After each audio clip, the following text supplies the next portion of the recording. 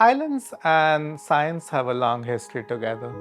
From the times of Charles Darwin, when he went to an island to discover how evolution works. We are interested in understanding how the brain generates behavior and cognition in the real world. But typical studies of the brain are done in the lab. Basically, you lose how the real thing happens.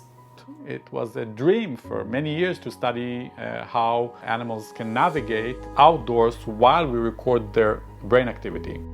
We study bats, and bats, they are flying mammals, so their brain is very similar to ours, but on the other hand, they fly fast, so they cover large spaces, which makes it easy to study how large spaces are represented in the brain. In the past, we've built 200-meter-long tunnel and a complex maze here at the Weizmann Institute, but in the real world, animals navigate outside. They have the celestial cues such as the moon, stars, and the sun. The problem is that if I release bats, how do we recapture them? Secondly, bats fly from the cave to the favorite fruit tree and back, and they fly once per night, which is not enough for the statistics.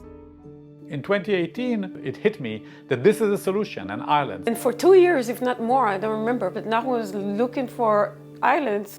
This particular island I found on Google Earth. I was literally browsing around Africa. Suddenly I see this speck of a land that I've never seen before. I clicked the coordinates, looked it up on the internet and said, wow, this is really perfect for what I need.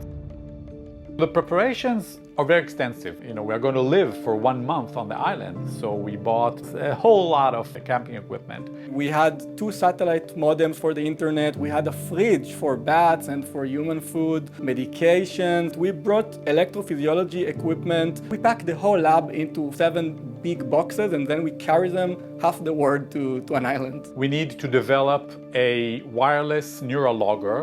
We added to it also a GPS to locate the bat and also an altimeter. Selected 6 bats for this research, and then we sailed to the island. It was amazing to see nature in so much power. I was sleeping on the beach, got myself a hammock. It was just the purest nature I've ever seen.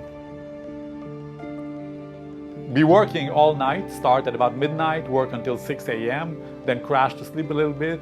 The first time I had to actually release the bat from my hands, we didn't know if it was gonna be there, behave as we thought it might, or just fly away and we never see it again. And I think that was the moment I was the most scared. You just need the bat to fly and to change his head direction, but it doesn't matter where he does it. It's amazing that we succeed. It was a really hard project.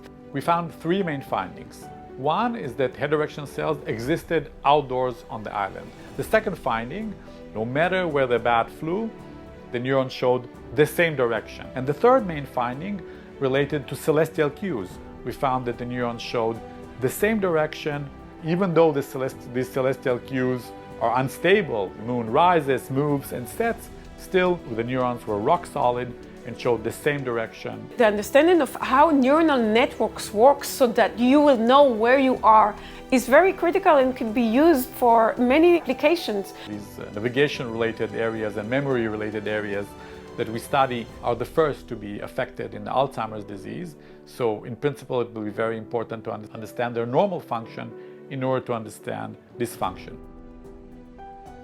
The broader implication is that it shows that you can and should study the brain in the real world. This is the new era of science.